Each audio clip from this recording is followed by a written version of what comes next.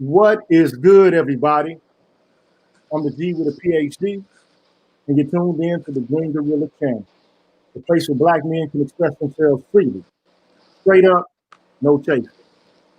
Please make sure to share and to like the video. And also, if you haven't done so, subscribe to the channel so I can continue to provide you with some real good content. So today, what I have is a special treat.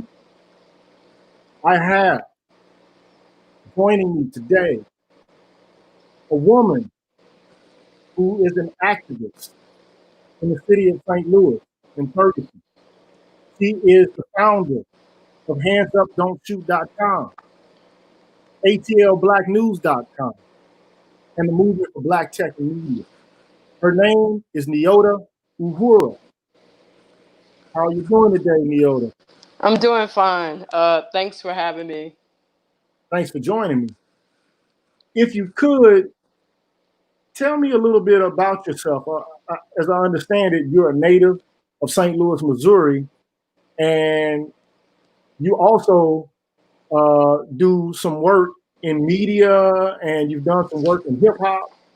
So just give me a little background information about your connection to hip hop, because I'm a real big hip hop head. Oh, okay. And so, Um, you're Let going, me see. No, I'm not a St. Louis native. I wasn't born here. I okay, didn't go to high school here. Uh, but my mother's family is from here, and I've been in and out of St. Louis my whole life. I'm an Army brat. Um, Both of my parents were in the military, so we moved around a lot. Um, I remember coming to St. Louis during the summer times. This was back in the, oh my God, what was this? Maybe late 70s, early 80s. okay. Coming to St. Louis, to visit, fried rice, roller skating. Oh, yeah. Yeah, I mean, you know, um, but let me backtrack a little bit. Let me tell you about how I got involved in hip hop. Actually, that started with me living overseas on a military base. And my mom's friends used to come to the States and they would come back with all these different records, all these different albums. Um, and they introduced me like to the Sugar Hill Gang, Grandmaster Flash, Rappin' Duke, um, Sequence, you know what I'm saying? The Funky You're Four right, Plus yeah, One. So just the fact that I'm naming those names, you should have some type of idea of how old I am, and what era I came up in. But yeah. yeah, that's where it started for me.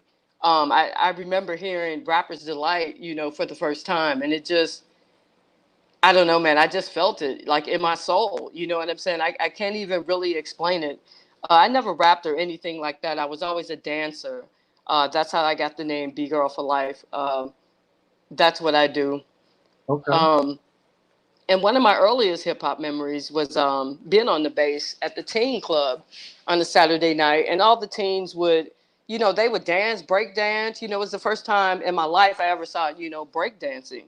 It was a guy named Sam who came from the States, and he knew how to break dance. So he was teaching people how to break dance. People were mimicking him, and I was just, I mean, captured just by the music, the dancers, the ambiance, the art, everything.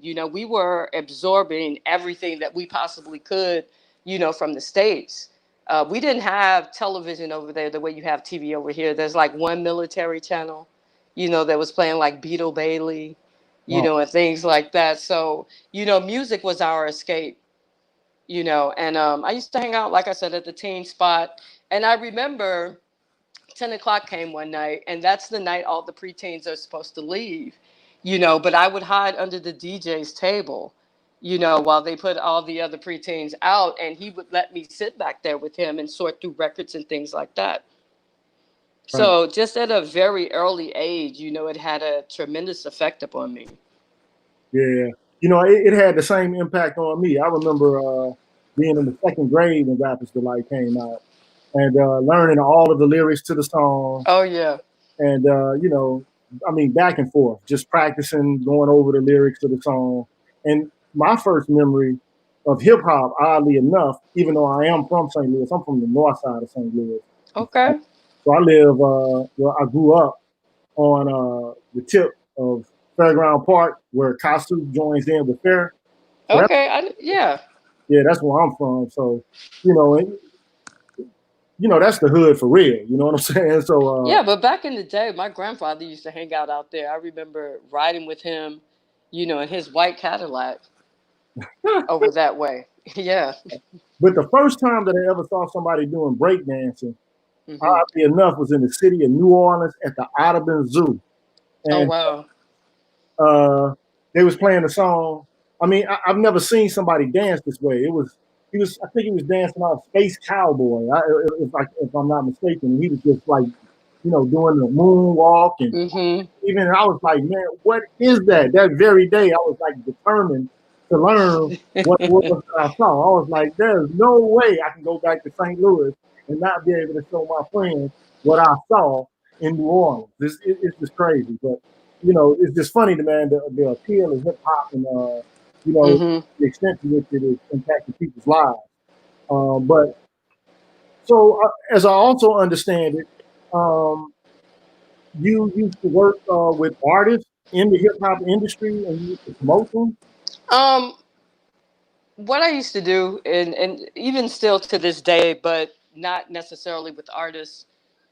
But I got my start online working at the old mp3.com. I don't know if you remember that back in the day, about 20 years ago. Okay.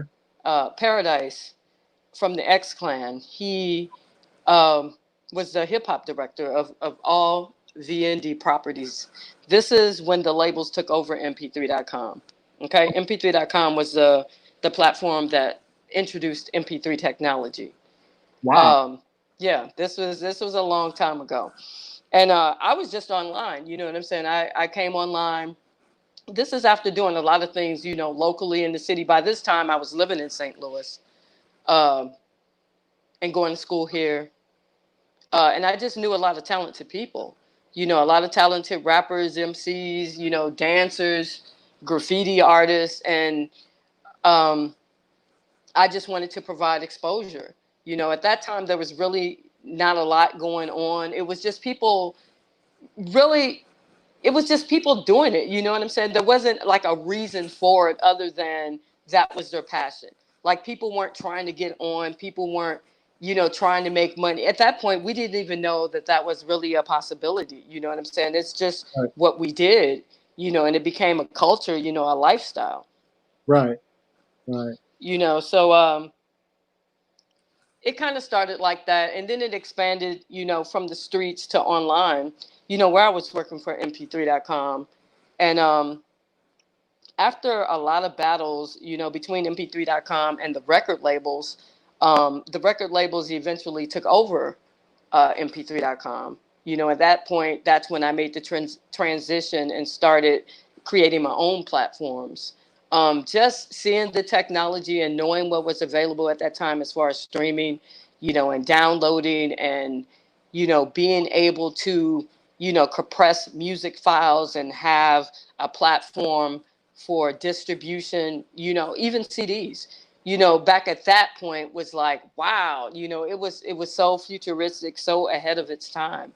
At that point, I was just super excited, and then when Nelly got on, it was like, wow, we can make something happen because people started paying attention to St. Louis, Right. so I had all the tech companies, you know, ready. I had a distribution deal with Microsoft Music.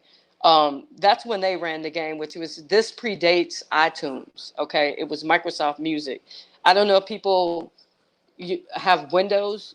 Your what is it called? Windows Media Player, Yeah. and Yeah. it used to have radio stations in there and things like that. And then it had Microsoft Music. And so what I did was supply content to them, whether it was my own radio stations, um, artists that I started promoting for labels, because back during that time, it wasn't like a million hip hop sites. Like it was literally like maybe 50 hip hop sites. You could go to Yahoo and you could see like a list of like all the hip hop sites, that had been indexed. And I started three of those. So the way I came online was basically, combining my passions for like hip hop, my love for technology, and then, that kind of morphed into the activism, because I just started writing. This isn't, I don't know if any of your listeners follow me like on Facebook, but if they do, um, I didn't become a voice because of Mike Brown. I've always been this voice. Right. I was this voice online 20 years ago. Okay. Well, tell people a little bit about what kind of voice that you had and what kind of activism you were actually involved in before Mike Brown, the situation in Ferguson even occurred. Like, Um, it goes back to high school, canvassing for candidates and things like that. Um, but what really planted the seed for me was one of my uncles getting out of prison, and he gave me two books. He gave me the autobiography of Malcolm X, and he gave me Man Child in the Promised Land. And those two books, I mean, they had an effect on me back then, but you really don't feel the effect until you are in a situation where you can apply what you read. And like for me, going through the process of canvassing, and seeing how politics worked, and then transitioning from that to, nonprofits, working with Acorn and things like that, then you got an idea like, oh, okay, this is what Malcolm was talking about. You know what I'm saying? Because you see these things play out right before you. right. So, well, I don't, like And, I've never been a grassroots activist, and I've never mm-hmm. worked with nonprofit organizations in a way that you have, in the way that you Oh, have. no. It was very short lived. Very short lived. I mean, if you know what to look out for, and I mean, you'll recognize it when you see it. Right. So, well, let's cut to the chase then, because I know the people here are interested in hearing what you have to say about Ferguson Hmm. and the death surrounding Mike Brown there, and some of the things that occurred there. Uh, in particular, the burning down of the Quick Trip at Ground Zero, which they call it now. Mm. And then, you don't have to say any names or anything like that for certain, but can you give us a kind of play-by-play in your mind and from your perspective, what actually occurred from the time that Mike Brown had gone into that store, that convenience store, and his body lay dead on the street for hours, up until the point where there actually was agonistic politics taking place in the street, rebellion. Some people call it rioting. I would like Hmm. to and refer to it as rebellion against state violence. So give us a play-by-play in your bird's eye. What do you think actually occurred there, and the steps that went up to the kind of activism that you saw happening there related to Mike Brown's death? Okay. What people have to understand is Mike Brown is a typical St. Louis young cat, young brother. He had just graduated high school. It was summertime, just out and about. And if you know the area, you know where West Florissant and Canfield is. Yes, I used to have Um, a girlfriend that lived there, so yeah. okay. So if you're familiar with the area, I mean, there are people around. You know what type of traffic, is on West Florissant. There are apartments, on Canfield. There are, homes, and things like that. So, I mean, it was early, hot day. Michael Brown and Doran Johnson, they just decided to go to Ferguson Market. And what was, this is where the story, it depends on who tells the story, but I'll tell you what I believe happened. I believe that, well, I don't believe the official version of anything. Let me say that. What I believe happened is that Michael Brown, earlier in the early AM hours of the morning, um, or either the night before, I can't really tell. I don't have the information in front of me right now. But at some point during that time, he made an exchange with the clerks, weed for cigarillos. And he left the cigarillos there and came back to retrieve them the next day. That's what he and Doran Johnson were doing when they went to the store. I don't know if you remember the infamous photo of Michael Brown where it seemed like he was, what did they call it? They had strong arm. Yeah. Strong arm robbery, that photo. It wasn't a photo, it was actually a still from a video. That was the store owner. He didn't know what happened, what transpired between Michael Brown and the clerks the night before. Right. So he thought that Michael Brown was stealing the cigarillos. Michael Brown thought, well, this is what I'm guessing, that this guy is trying to, profile him for taking what is his, because he didn't know. So anyhow, he leaves and he's heading back down Canfield. And at the same time, just coincidentally, Darren Wilson is driving down the street. He sees them, and they're walking in the middle of the road and he runs right up on them. I mean, you're from St. Louis. You know how these police do. Oh yeah. He run right up on them, and makes some comments, and they probably responded, and whatever they said triggered Darren Wilson. Yeah. And at that point, he, grabbed for Mike Brown or whatever. He didn't have any right to stop them, to talk to them, to engage with them. They weren't doing anything. And he did not know about the incident at Ferguson Market. I don't know if people understand that. Darren Wilson had no idea that that happened. So it wasn't like he was looking for them. Right. And so what happened was, they broke for it. They ran. And Darren Wilson was so upset, he started shooting. And Michael Brown turned around and came back towards him. And, with his hands up. And this is confirmed by the two white construction workers who were there. Uh, seconds after Darren Wilson shot Mike Brown, asked, why did you shoot him? He had his hands up. And they were gesturing the way Michael Brown had his hands up. Right. Now, Now, let me, those two guys they didn't testify before the grand jury. that's what I was about to ask you about, because I remember that whole discussion about those, construction workers, and Mm-hmm. there are pictures with those construction workers. There's video. There's CNN news, of them. So they're like trying to explain to everybody. Mm-hmm. He got his hands up, like, man, the guy Right. got his hands up, right?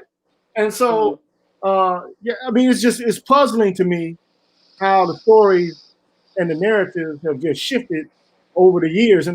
But even at the time that the whole event occurred, right up to, Mm-hmm. but I don't want to let the cat out of the bag, so I am kind of stopping you. But I'm just saying that was the reason for which, and I think you're going to talk about this in due time, but that's the reason why the mantra "hands up, don't shoot" became, prevalent. That's how that started. And people have a misunderstanding about hands up, don't shoot. Hands up, don't shoot wasn't a request not to shoot us. Hands up, don't shoot was, if you shoot us, there is going to be a consequence. Okay. That's what that was. And you can look at what happened, afterwards. Right. But take us from the point, though, about the construction workers and the narrative, because directly before we even begin to report on, the narrative about the indictment, we still got to talk about why was Mike Brown, after this event occurred, however it occurred, and why ever it occurred, his body, this young man's body, was laying on the street for hours. Mm-hmm. And all of the residents of Ferguson who lived in, around Canfield Court were just sitting there watching this boy's body. Mm-hmm.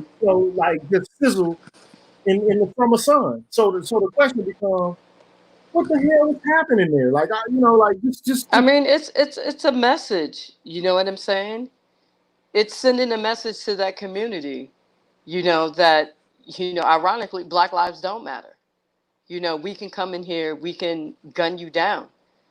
We can murder your sons and leave them, out on the street like a dog. Yeah, There's nothing you can do about it. one of the things that I like to remind people of, And before we get too deep into analysis of black male death at all, I just want to tell my listeners, and the people out there who are tuning in at the current moment, being dead and having your body on display is not a privilege. To me, what it is a form of terror. It is It is terror. it is a statement. When your body Yes. when your body is on display, Mm-hmm.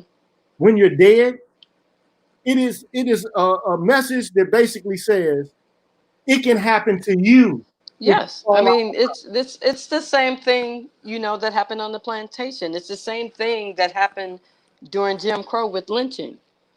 And they just left the bodies in the trees.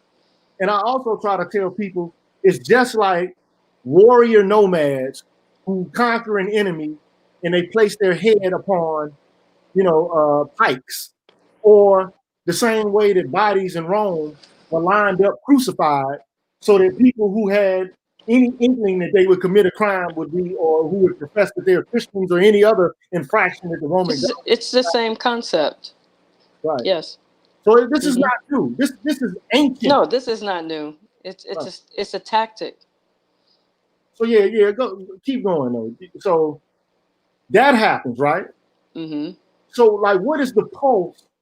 Because you got more privy to this information than I do. What was the pulse of the people bearing witness to that spectacle of this black boy's body dying? And at what time, since the time that the people like were able to witness this spectacle, this black person?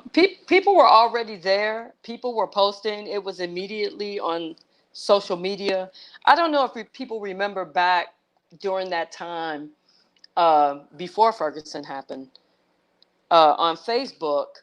There was this virus that was going around that if you clicked on a video, then all your friends would see it in their feed and things like that. And so when I first saw it, that's what I thought it was. I just saw a body laying in the street, and I thought it was one of those things. If you click on it, then it's going to appear on all your friends' walls. I just didn't pay attention to it.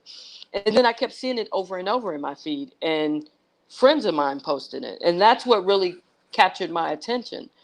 Um, and then you started seeing some of the comments because people were there, and it's like, this body is out here. You know what I'm saying?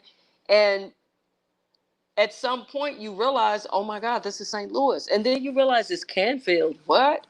And then people started coming out immediately. Once they realized that, wait a minute, this is actually real and it's going on. Some people went to Ferguson, um, police department. Some people went to Canfield. Me, I went to the Ferguson Police Department because I was trying to just see what happened, what information was out, trying to connect with the family, to see if there was anything that they needed. Because I do know people, who have resources and things like that, just trying to be of help, at that point, however I could, because at that time, we really didn't have all the information. You know what I'm saying? Other than Michael Brown was dead and on the ground and had been there so many hours, and that is enough to trigger anybody. You know what I'm saying? But at that point in time, it was just really trying to ascertain what was what. Right. So we talking about before the sun even dropped or set. Hmm. You were Yeah, already at the police station. people were coming. People were coming out. Okay. Word was spreading. People were coming out. Some people thought, it was a joke. People were talking about it, like in stores and things like that, because just news was spreading so quickly, and the fact that the body was still there, that just intensified, everything. So give us a breakdown. Like, give us a breakdown from what. Okay, so we already know that his body was laying in the sizzling summer sun for hours.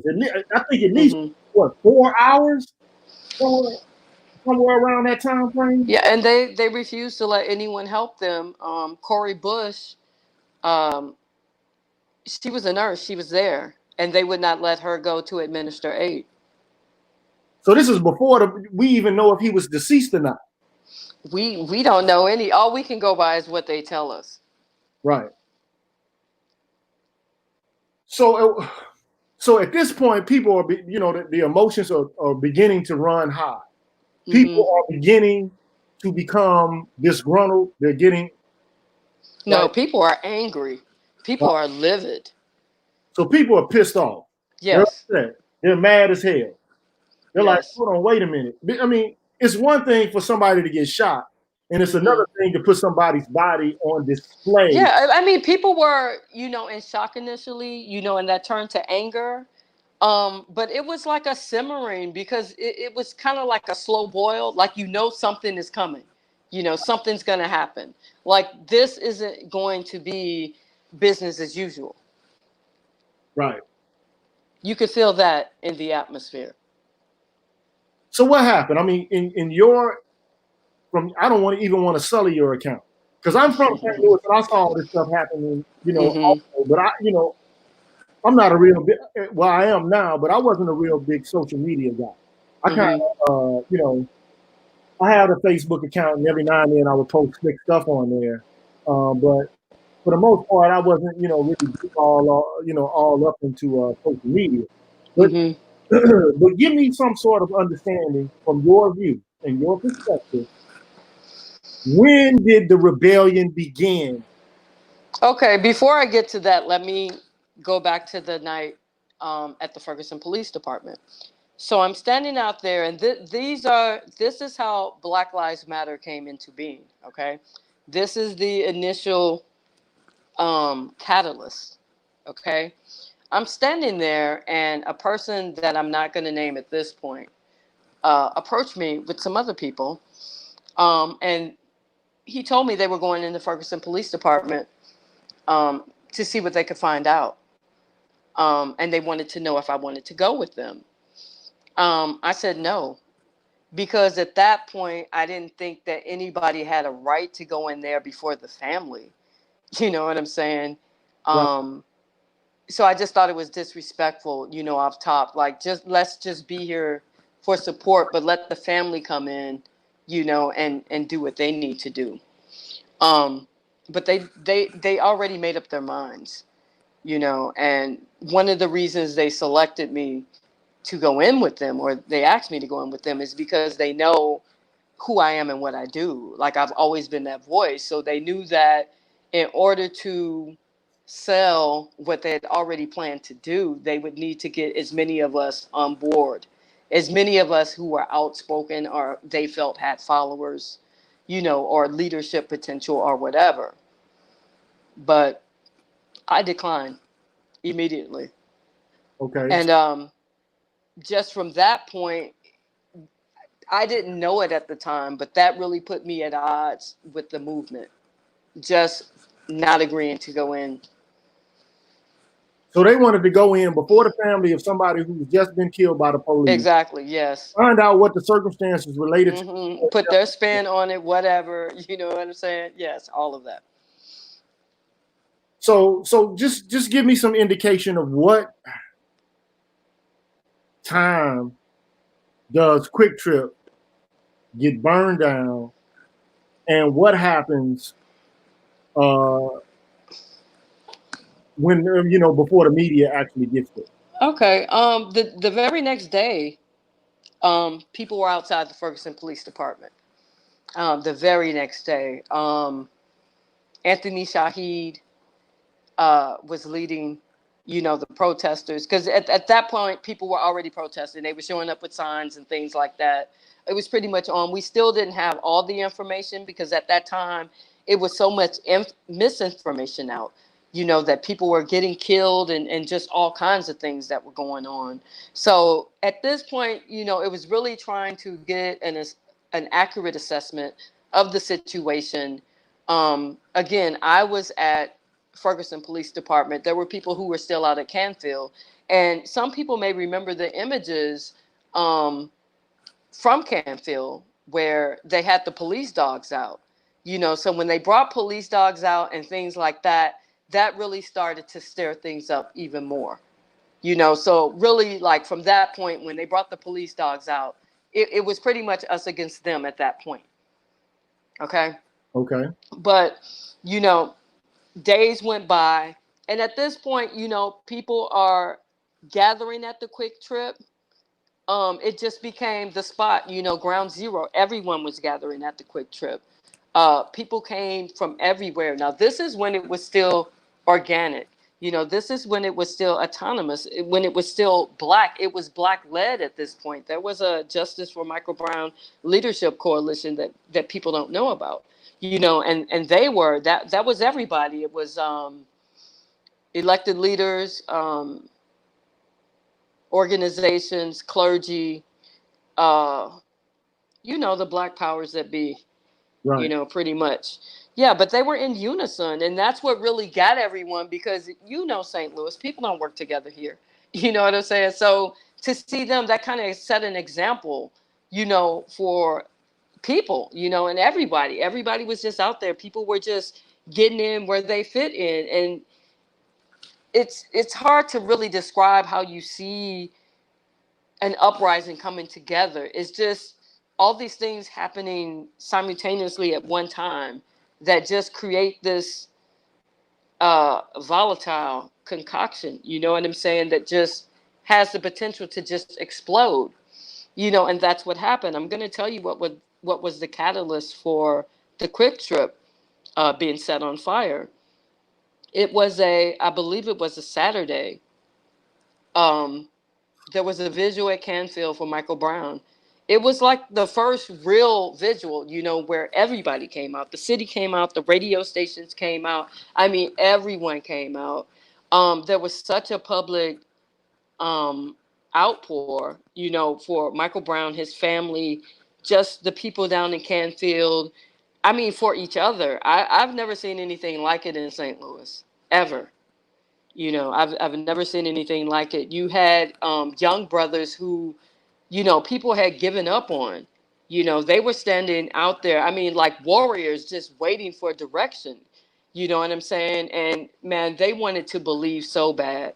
They did. And had this movement not been hijacked and exploited, um, I think that we really, really would have created like a young warrior class, like for real, seriously, because that's where they were.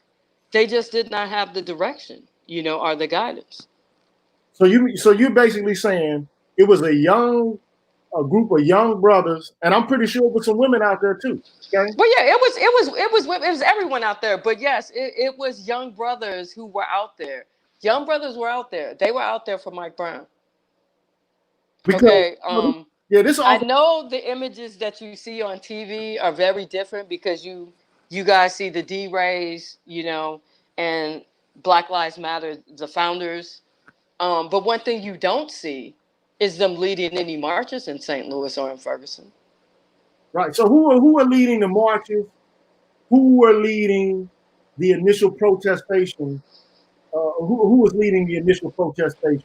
I mean, but at some point, all of this turns into because you never really did get around to like why the Quick Trip got burned down. But Okay, I got to go back to the visual.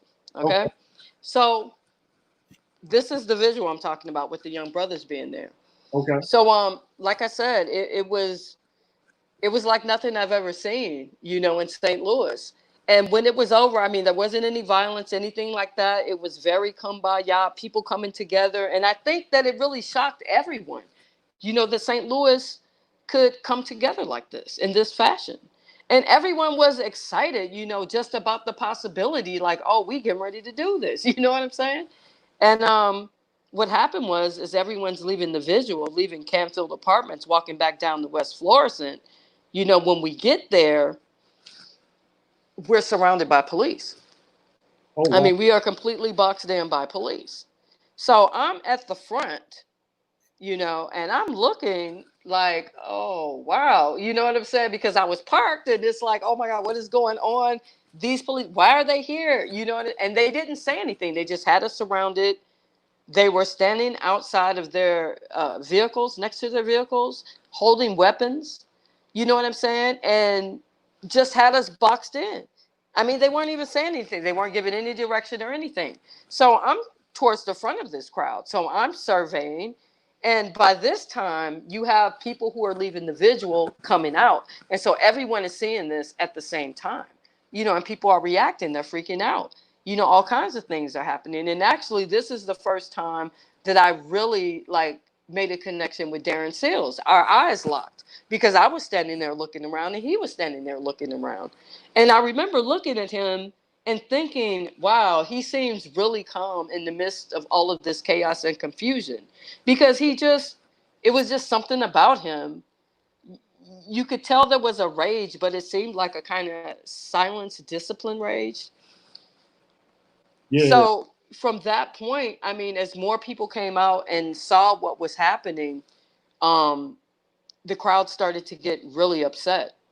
I mean, really upset. So at this point, I'm walking towards the police officers. I'm asking questions like, is there someone, can someone give us some orders? What is going on here? Are we being detained? I'm trying to find out what's going on. Who do we need to talk to? And they're not saying anything. They're not letting us out or anything. They're armed, so you can't really go towards them, and we're boxed in. So the next thing I know, they just all start moving in together. And the police officer was telling me to get back. So it was just pandemonium. As they're coming in, the crowd is going crazy. It was just, it was so surreal. I can't even tell you like the time period that passed, because it just all happened so fast. It's like you're on autopilot. It's like watching a scene in a movie, because your eyes and your brain just cannot process that this is really happening. You know what I'm saying? It takes a second for you to come to that understanding. And then that from that point, it was on. Uh, they bagged up and they left just immediately, just like that. Like, I guess someone must have given a signal or something. And at that time, the crowd was just enraged. I mean, enraged. And I was trying to find other people to let them know what was going on. We didn't know if they were coming back, what was going down. You know what I'm saying? So my thing was to get out of there, to get my car, get out of there, leave, and then come back, because once they close you in there, that's it. You know what I'm saying? You're stuck. Right. So that's what I did, and got back to the spot. I think we had a chance to eat, and things like that. And later that night, we got the word about the quick trip. And I knew something was going to happen. That's part of the reason I wanted to get out of there. I didn't know if it was going to be the quick trip burning down or police coming back and shooting. But what I did know is that we needed to be better prepared for whatever, happened. Right. And so the quick trip, got caught on fire. The quick trip burned because people initially thought that quick trip, that Mike Brown went to quick trip. They didn't know that it was Ferguson Market. Right. Right. So people were associating his death and the police being involved with Mm-hmm. when it really Mm-hmm. had to do with Ferguson Market. So Right. that's why they burned the quick trip down initially. Right. So Well, something was going to get burnt down, whether it was the quick trip or whatever, right. because there was too much rage. Right. That there's no way you can contain that. And this Something was going to happen. and this was a purely local phenomenon, right? I mean, Yes, this was all local. Yes, I mean, there were people who were coming in, but primarily it was local. Like the people who were out there were local. Um, like I said, young brothers, young sisters, men, women, black, white, monks. It was all kinds of people out there. This is when it was local and organic. And it was only when Black Lives Matter came that you started to see the divisions, and one of the first ways they divided us was by sexuality, gender, and orientation. so this was going on like while this protest or Mike Brown was being, Well, what happened was they came to town. Okay, the people who asked me to go into the Ferguson Police Department with them, they are the ones who invited Black Lives Matter and the whole nonprofit industrial complex in. Okay. right. So they weren't there at the outset No. doing. We were in the streets for weeks before they came. They found out about us just like everybody else on TV. They didn't lead any marches here. They didn't start anything here. When has anyone ever seen a photo or video of Black Lives Matter leading anything here? So you mean to tell me, unequivocally, without a shadow of a doubt, no members of Black Lives Matter were actually organizing and leading protestation surrounding the death of Mike Brown at all? Not in St. Louis. No, not here. Not in St. No, Louis, not no, in Ferguson, no, Missouri, at no, all. no. However, they do come in and they get appointed Mm-hmm. as the spokespersons. Exactly. While we're out in the streets getting tear gassed, and chased by police, yes, they were on television. They were tweeting. They were on social media. So, well, in your opinion, how is it that a group of people Mm-hmm. who are not from St. Louis have Mm-hmm. never spent any prolonged amount of time in the city of St. Louis, how is it possible for this group of persons to come in and then to begin to be the spokesperson for what was going on organically there? And what was the people on the ground's reaction to them becoming like overwhelmingly some sort of voice for what is actually occurring there? Because I know that there were other people who came from out of town too. Mm-hmm. It was Mm-hmm. a circle of people who were there. And I remember Don Lemon had Mm-hmm. his equipment. Chris Matthews had his stuff there. Mm-hmm. Anderson Cooper. Anderson Cooper had his stuff there. Mm-hmm. But around what time did it be? Alex Jones was here. Yeah, yeah. So Mm-hmm. what I do know is that initially what Mm-hmm. people were doing was, because I was out there myself, and people were saying, hands up, don't shoot, hands Correct. up, don't shoot. But then at some point, the phrase becomes Black Lives Matter. So, at what point did all of this take place? Because I'm confused about it. Okay, I know you're confused, and I know people are confused because they did it so smooth. Okay, um, they came here. Uh, you got to understand what was going on in L.A. before they even got here. In L.A., Ezell Ford had been killed by the police there, and there were people mobilizing and organizing for justice for him. Okay. Black Lives Matter ignored all that to come to St. Louis because we had the national attention. We had the spotlight, and that's what they needed. That's what they tried to do with Trayvon Martin, but they were unsuccessful in doing that. Okay? Okay. So when they came to St. Louis, you asked me, how did they hijack the movement? Easy. Money and people who are willing to sell out, for access, um, interviews, media, money, new jobs, new lives. You have people who, I mean, they're living their best lives, because Michael Brown was murdered. Lives they would have never lived had Darren Wilson not murdered Michael Brown. Man, this is crazy to hear that, though. Look, I mean, what? How do you think it was to experience it, to go through it, to see this? People I stood and got tear gas next to. The next minute I turn around, they're with the people who are hijacking our movement. And next thing we know, they're on world tour. They're everywhere. They're at the UN. They're in Israel. They're in Palestine. They're at the White House. So nobody from St. Louis is in Palestine. Nobody in St. Louis. No. Let me explain. They use Ferguson mascots, like the whole front line. You know, if you go back and look at the ones who were elevated or amplified, you know what I'm saying? And those are the ones who ran with Black Lives Matter. Those are the ones who sold us out. They needed them to sell this. They could not sell anything without having that front line of Ferguson protesters, because that's what gave them the Ferguson credibility. So And okay, so they just pretty much made them mascots.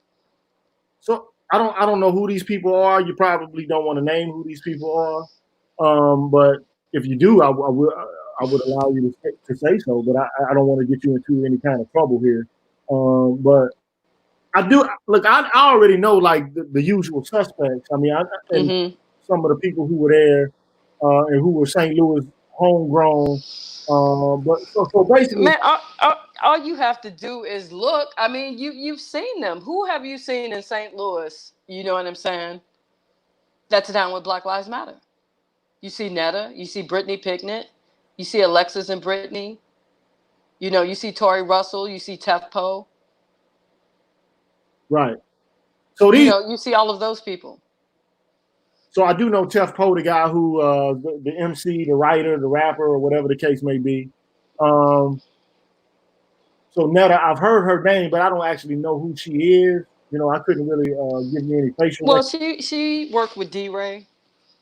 They did a newsletter together. You know, interestingly enough, excuse me, to drown out my voice, because I told you I was that voice. The way I write, you know, and critically analyze things, you know, every day on social media, people were coming to me, you know, for clarity, you know, to try to see what was going on. And the way they diminished my voice, you know, was to amplify D-Ray and Netta's. You know, I would talk about something one day, and then the next thing you know, it would be in their newsletter, you know, with a different spin, like trying to clean up what I'm saying, you know, the observations that I'm making. And some of the observations that I was making at the time was, okay, who are these people? You know what I'm saying? And they can't be serious about change, because who in their right mind would make any of these people leaders? You know what I'm saying? We have real, like, qualified people here. We have real revolutionaries here. You know what I'm saying? Right, No one elected any of these people. Okay, no one said that they were going to have the right to speak for us. You know, what happened was people just, at that point, they just assumed that everyone was just really trying to get in where they fit in, and that everyone, you know, had good intentions. so okay, so we already know that Darren Seals at some point Mm-hmm. became like enraged about you know, Black Lives Matter. I mean, Mm-hmm. he was upset, and Because he saw the same things that I saw, you know, and, you know, before I was the lone voice that was speaking out, you know, about this. And this is when he was involved in Hands Up United, and with quite a few of the people I named, you know, and he found out from just being in that mix, you know, what was going on with the nonprofits, you know, what the play was, what the game was, what the hustle was, you know, and he just wasn't down with that, you know, at all. right. And so he walked away from all of that. And when he walked away from all of that, he became very outspoken, you know, and he became, you know, we became the voices, you know, that were trying to expose, you know, everything that was happening. So there were certain local leaders who aligned their interests with the interests of Black Lives Matter. But it Already, wasn't just the Ferguson protesters. It's you know, these black orgs here, okay. black clergy.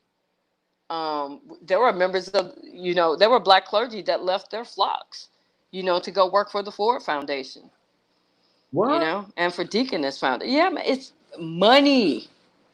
What did Wu Tang say? Cash rules everything around me. So we already know Darren Seals had like a direct line to Mm-hmm. Mike Brown's mother, Mm-hmm. father, Mm-hmm. and his stepfather. Okay. Do you have any connection with these, you know, with his family, and like, I don't have any direct connections with his mother or his stepfather. But I have had numerous and many exchanges with Michael Brown Sr. okay, I've done, you know, some promo on handsupdon'tshoot.com for some of their events. the organization chosenforchange.org. So this is it kind of upsets me because here we are, we're talking about a young black man being shot in the street. So at what point do you see this organization coming in and basically acting concerned and using Man, I was there when they touched down, when they came to what was the safe house at the time. And it was interesting the way I stumbled upon the safe house. I was out one night. It had to be like maybe 1 a.m. I was on West Florissant trying to get down to the McDonald's. And I'm walking down the street and it's just pitch black, and I don't see anyone. And I bump into Tefpo, who's coming in the opposite direction, and he was telling me that there was a safe house. And I had no idea there was a safe house. I'm like, are you kidding me? And so we walked together to the safe house. And when we get there, I go inside and there's all kinds of stuff in the safe house. Water, food, supplies, gas masks. I mean, all kinds of stuff. That's pretty much the spot where people are dropping off donations, food, water, supplies and things like that. But they weren't taking it down to the protesters. They weren't taking it down to the front lines. You know what I'm saying? To the people who are out on the streets. What they were doing, it was reserving it for, these organizations that were coming in from out of town. So if you're out Like of town, I literally had to steal water to take it down to the front lines. Steal other supplies to take them down there. so you mean to tell me that there were resources and supplies, not for the people who are actually protesting, but for the nonprofit industrial complex class who would come in and the protesters didn't even know about the safe house. All of this was set up for them. I just stumbled upon it. I was never supposed to be part of that. But it's just because of who I am and Tefpo stumbled upon me that he brought me there. Now, I knew Tefpo way before Mike Brown and Ferguson. I knew him just from hip hop and watching him come up. I've known him many years. So tell me, okay, so at some point though, the narrative shifts away from what's going on with Mike Brown. Well, I'm getting to that, but I was there when Black Lives Matter came, when they came to the safe house. They came straight to the safe house with their bags and things like that. They were getting ready for a meeting that they were having there. And I met Patrice, Darnell Moore. I'm trying to think who else was there. Philip Agnew from the Dream Defenders. There were so many different orgs there. So many different orgs. And what is the sister's name? The one that's the editor of ebony.com. What's her name? Feminist. I couldn't tell you. Jamila LaRue, is that her name? I couldn't tell you. Jamila LaRue, something like that. Yeah.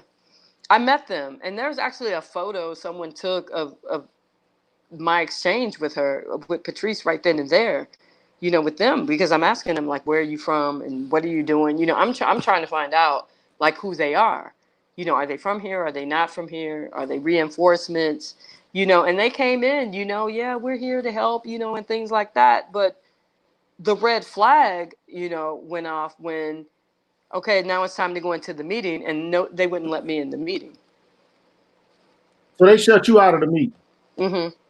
And it caused a huge argument because, the guy who initially tried to bring me into this group, he and I had an argument right there on the spot, so they had the meeting, and I ended up, just sticking around because I just wanted to see, and then I could tell that certain people weren't down with whatever they were talking about, like Deruba came out the room, you know what I'm saying? Because you could tell that he just was not down with what they were talking about. So explain to us who Deruba is. Deruba is a Ferguson protester. Okay. So was Darren Seals at this meeting? Were any of the people? Yeah, there were Ferguson protesters at the meeting. Deruba was the one who stood out to me because he's the one who came out of the room. Okay. Tefpo was there. OBS was there. I'm trying to think of who else was. There was a lot of different people from a lot of out of town nonprofits there. Now, people may remember Dream Defenders from Trayvon. They did the sit-in at the governor's mansion. Okay. So all And these. so they came. So I'm gonna tell you, they pretty much came in and they, pretended they were the reinforcements. So at this point in time, people, like I said, are just pretty much getting in where they fit in. No one is suspicious of anyone or thinks that anyone has any ulterior motives because we're all out there, for a righteous cause. So you just assume that that's why everybody's out there, but that wasn't the case. And it was just, people really being naive, to what was going on behind the scenes. But a lot of this people couldn't have known because it was done in secret. There were secret meetings where people decided who was going to be the face of the movement and how they would switch it up. And the way they switched it up is, everyone was saying hands up, don't shoot. And then it became I can't breathe. Eric Garner was murdered and it was called, then everyone was saying I can't breathe. And Ferguson protesters left Ferguson in the middle of our protest to go to New York. And so once they got to New York, everyone was chanting I can't breathe. Okay? So hold on, this was happening simultaneously with the protestation going on surrounding Mike Brown? yes, because I had to post like, could Ferguson protesters please return to Ferguson? You know what I'm saying? Like, we are still in the middle of this. So that And okay. so that kind of our movement was never the same after that. Taking our front line and taking them and them becoming part of Black Lives Matter and then them running with them, that was like our whole front line. And so you had other people who stepped up, but it just wasn't the same. And it was never the same after that.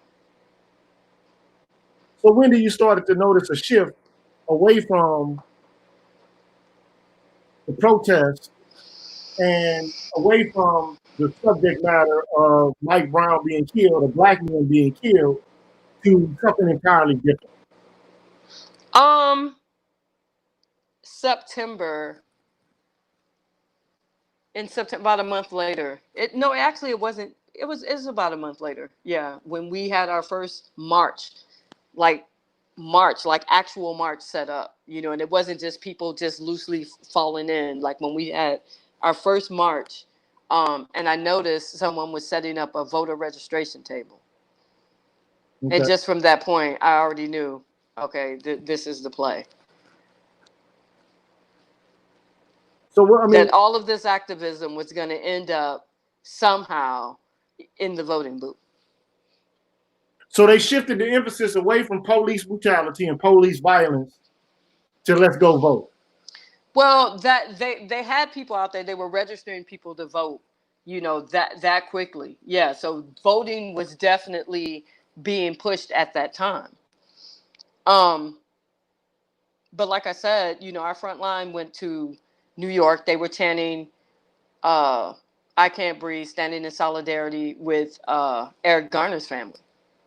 At that time. And then I think the next high profile death was, I want to say Tamir Rice, but Not, it may not have been. I can't remember if it was Tamir Rice or who was next. But that's when they switched it again to Black Lives Matter. And by that time, we've already had so many of these deaths that, of course, we're going to say Black Lives Matter. so it started off with hands up, don't shoot. Mm-hmm. Because there's a lag though, because there's two different events, right, that take place. The first time, there's the quick trip, and then like they got an auto zone and Mm-hmm. businesses around West Florissant that were burned down. All right, Mm-hmm. but then comes the situation related to the indictment, Mm-hmm. or the non-indictment, or decision. Yeah, the non-indictment. Right, yeah, decision as to whether or not an indictment will actually take place. So then you get more agonism in the streets, right, and more rebellion and so on and so Oh, forth. that was it. That was it. And it's the way that Bob McCullough did it too. He waited um, right around the holiday. This is after people had been out in the streets for months and months. The weather was changing cold to cold. The holidays were coming up. Um, and I mean, the whole grand jury was a farce. I mean, it was a total farce. He was in there acting as Darren Wilson's attorney, and not as the prosecutor. There's that saying that goes that a prosecutor can, indict a ham sandwich. It really doesn't take much. We didn't even have to go through all of this. Bob McCullough could have just arrested Darren Wilson. He didn't need to convene a grand jury. He's the county prosecutor. It's his discretion. Um, but the way he announced the unannouncement, I mean, there was a whole press conference and all of this, and he was just such a defiant asshole, the whole time. And his strategy was basically, I'm just going to dump all this information, the majority of it irrelevant, just a bunch of stuff gathered, just to thrust out at people and say, well, we did an investigation and this was our finding. Which is what people pretty much expected, because even before then, there were news reports that Senator Claire McCaskill had secretly rallied the DOJ to end the investigation into the murder of Mike Brown. Wow. But let's get to the crux of it now, because we're at the hour point right now. We can go on for another hour. But I mean, like, what I want to get to is this. Mm-hmm. When do people start to realize that Black Lives Matter has less to do with police killings of anybody, of any gender? I mean, as soon as they started switching, the emphasis from just, the Ferguson frontline, the millennials, that was the story then, the Black millennials. And then the emphasis became the founders of Black Lives Matter. And there was a lot of attention, being put on them. And then D. Ray, and Charles Wade, all of them, are members of the LGBT community. So it was pretty calculated that the most visible people that they put up there were all members of the LGBT community. And none of them were from St. Louis. None of them were from Ferguson. Okay, so this has me. I'm sorry, go ahead. Yeah, this has me confused. So you got local people Mm-hmm. who basically started this movement. Mm-hmm. And my personal opinion on it all is, if the Quick Trip doesn't get burned down, nobody pays attention to what's going on in Ferguson. Oh, that definitely, and I've mentioned that several times, because I had people, ask me, well, why did they burn the Quick Trip down? And people taking jabs, at. I mean, you got to understand, people were traumatized. People are in pain. People are, they're hurting. People are enraged. They feel a variety of emotions. And these were feelings that have been suppressed, for years and years and years. They're lucky they didn't burn down the whole city. Like, seriously. Yeah. It could have been much worse. But you're absolutely correct. If they didn't burn down the Quick Trip, Mike Brown would have just been another dead nigga. Because I'm from St. Louis, so I already know what it's like to roll through the county. People, if you're from the city, I mean, a lot of parties take place in the county, like on Hall's Ferry, Florissant. Man, tell them how slow people would drive once they got past Goodfellow, man. Going town towards Jennings. Man, as soon as you hit Goodfellow, right where the factory is and where the gas station is and Goody Goody is, it's time to start slow rolling right there. Because they'll catch you on that. They'll catch you right over that hill where it's a little strip mall right before you get to Chambers Road or whatever. Not Chambers, but I forget the name. I mean, all of North County, period. For people who don't know, St. Louis City and St. Louis County, the city doesn't reside in the county like in other places. Like, for example, Atlanta is in Fulton County and Miami is in Dade County, or is it Broward County, or whatever it is. St. Louis City is not it doesn't reside in St. Louis County.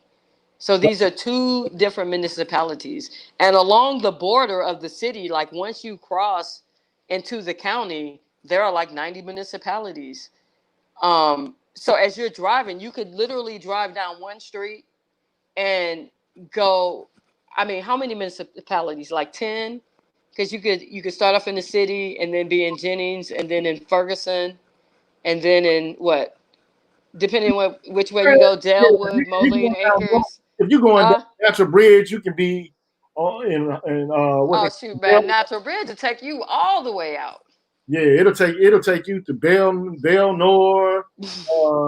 You know what I'm saying? You might go through Jennings, you might hit Yeah. through. I And mean, see it, and each one of these municipalities has their own police department. So each one of them could pull you over.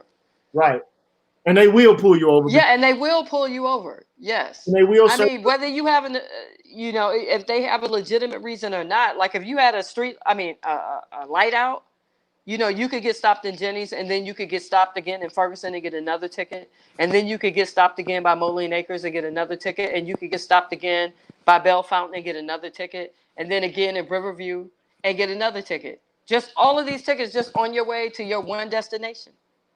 that's why I take the 70, 170, 270. If I'm going anywhere in the loop, that's what I'm doing.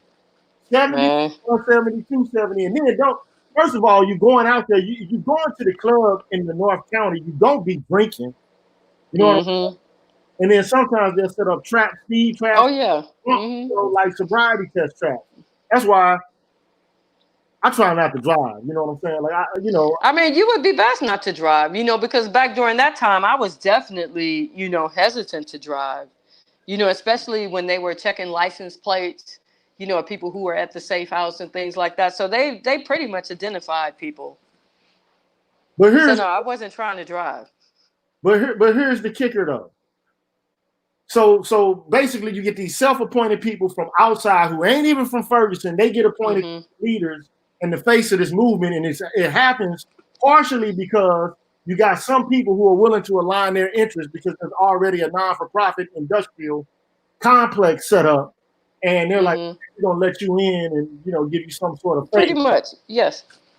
What happened to the money though? Like, okay, so I already know that a lot of people got arrested for protesting. Mm-hmm. But none of the money in that, like even Talib Kweli was down there and he had a fund set up, Oh yeah, a jail fund. but nobody actually got legal counsel and got help. Man, it was a money hustle. Yeah, I hate to say that. You know what I'm saying? But that's what it was beneath the surface. Um, we don't know where the money is. We have no idea. There's never been an accounting of the money that came into Ferguson. Like I can't point you to, a document that itemizes all the money that came into Ferguson because there were so many different funding sources. There were people who had their own crowdfunding, GoFundMe's and PayPal donations and things like that. You had orgs that were soliciting funds to help us. And some of these out of town organizations had the nerve to even name themselves like after Ferguson to give the appearance that they were in Ferguson. You know, and so all these people are gathering all of this money. There's no accountability, no transparency. There's no nothing. All we know is people are coming up. You know what I'm saying? People are traveling. People went from being broke, you know what I'm saying, to sitting at the White House. How does that happen? And wasn't from Ferguson, had no connection to Mike Brown, no connection to his family, no connection to any of but a few of the people who were from there, but not like a strong. Let me give you an example of the type of just exploitation that was going on. There is an org, it's called Resource Generation. And on what would have been Michael Brown's birthday, okay, they decided to raise all of this money in the name of Michael Brown. They raised over $1 million and kept it all. Hold on, wait a minute, wait, hold, wait. What's the name of that organization again? Resource Generation. And what they did with the money is they just gave it to who they wanted to give it to. That money didn't go to Michael Brown's family. See, this is the tragedy of all of this to me. The tragedy of it all is nothing gets done for Mike Brown's family. I mean, There's no justice. Nothing gets done for Mike Brown's family. The community is shattered. We're left to pick up the pieces. There has been no justice, and we're still left to fight the same shit we were fighting before. from a So deeper hole. yeah, so let when do people start to get the skinny that, I mean, first of all, so Black Lives Matter is not unique in this regard. They're not the only organization that came in Oh and no. Mm-mm. did the money hustle over Mm-mm. black. They were the most egregious, and they were the ringleaders.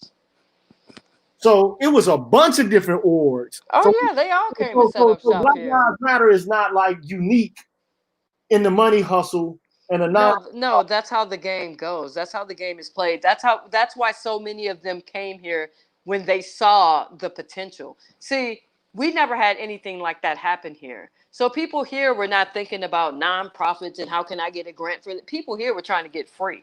Okay? Right. People in New York and LA, they're the ones who had the knowledge, about the nonprofits and hey, we could run down there and get a grant to help them. They knew where to get the money, the funders. I mean, this is what they do. You know, the narrative that three black lesbian women, just, started Black Lives Matter from nothing, is a lie. It's fabricated. All three of them came out of the nonprofit industrial complex. Okay, Soros has funded, he has funded them before. Like none of this is new. That's why they were trying to get on with Trayvon so they can get some grant stuff going. So this was calculated. In your opinion, they were just looking for the right event. Right. In Mm-hmm. order, and they already had a political agenda ahead of time, and they were just Mm-hmm. looking for a springboard in Right. order to catapult their whole Correct. their whole strategy. Right? I mean, or their Mm-hmm. whole platform. So, do you Yes. tell me what you know about this platform, and what your thoughts are about its aims, its objectives, and its status. The first thing is that it's not black funded, owned, or controlled. It is not a black movement. Whoa. Slow up. The reason I'm saying this is because a lot of people, even though you can say this a million times, a lot of people still don't get it. They don't get it. Say that again. It's not black owned, operated, or controlled. There are just black people who are the faces of Black Lives Matter. Behind Black Lives Matter, it's pretty much the same people, that we're already fighting. It's the nonprofits, it's the Democrat Party. The Black Lives Matter is just a way for them to uh, try to lure in millennials to replace older black voters, who are dying off. But the younger black voters they're not having this. I mean, it's an intersectional movement that does not speak to the interests of black people. They exploit black deaths, pain, and suffering, specifically that of black men, for profit. That's what they do. They omit black men, they omit straight black people, period. If you go to their website, you will see that in their mission statement, they are trying to usher in their version of Black America, which is funded by white nonprofits. And this is true. Just as recent as, a week or two ago, you can go to Soros's Open Society Foundations.com, where he just pledged an additional $220 million for this very purpose. Slow up, man. So you mean to tell me, so I can go find out Yeah. how much money this man, Soros, put into the pot? This is just recent. This doesn't include how much he's put into the pot since Ferguson. This is just his latest 200 and something $1 million. Not to mention all of the donations Mm-hmm. being Now funneled. let me ask you, where is any of this money? Point me how we're benefiting from all of this Black Lives Mattering and all these donations. I want you to tell me. Well, okay, so look, people have been questioning this lately, trying to figure out like where is all the money going? So, various persons have like, okay, so it's going to Act Blue, right? And then Mm-hmm. from Act Blue, it goes to, I forget where else, but I mean, that's I why. mean, if you go to Black Lives Matter website and you click on donation, and the page that opens, if you look down where it says terms, it says like Act Blue. And then if you click on Act Blue, it tells you like who they are and who they fund. I mean, it's like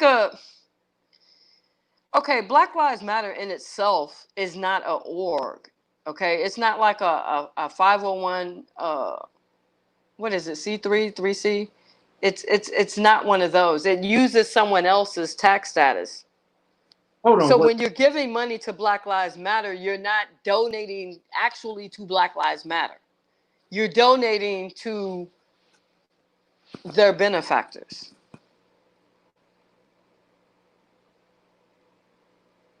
Man, look, I'm sitting here with my jaw dropping because so the money doesn't even go to a 501c. It goes. Not Black Lives Matter. No, Black Lives Matter does not have one. No. But see, it was set up like this because it's kind of like a shell game. Okay? And the whole purpose is so that there is no accountability.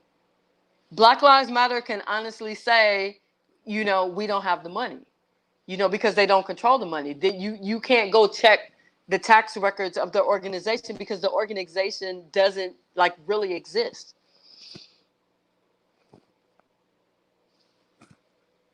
What up, everybody out there? Look, I want to shout out LSCMDs, Michael Harper, Adam Williams, Variance 2020, Randall Young, Eric Johnson. What up, team? Art Newsome, TV, Randall Young, Bucket 88. If you can, man, make sure you can, if you want to, man, make a donation to the channel. I'm just trying to provide information, man. Please support the channel if you can.